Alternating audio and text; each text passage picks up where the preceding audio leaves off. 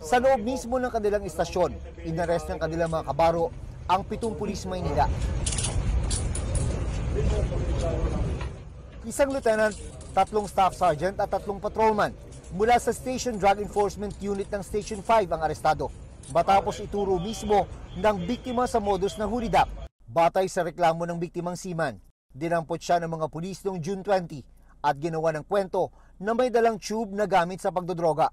Hanggang nagdemand sila ng pera, kapalit na hindi na lang daw nila ako tuluyang sampahan. Kasi sayang daw, seaman ako, paalis na ganito. So nanghingi naman sila ng pera sa akin, worth of 50,000.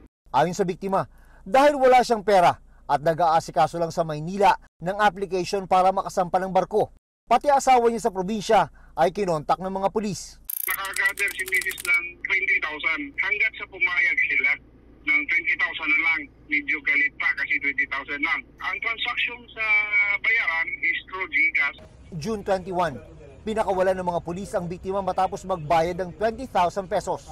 Pero ilang araw ang lumipas, binalik-balikan pa raw ng mga asset ng mga pulis ang dormitoryo sa Maynila kung saan siya tumutuloy.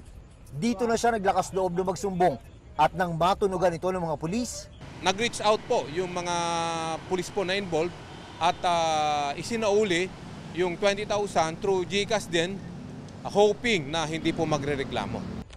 Nagreklamo ang biktima sa Regional Intelligence Division ng NCR Police Office kaya nagkaroon ng operasyon kabilang sa isasampang reklamo sa mga suspect ang serious illegal detention, robbery extortion at grave threat.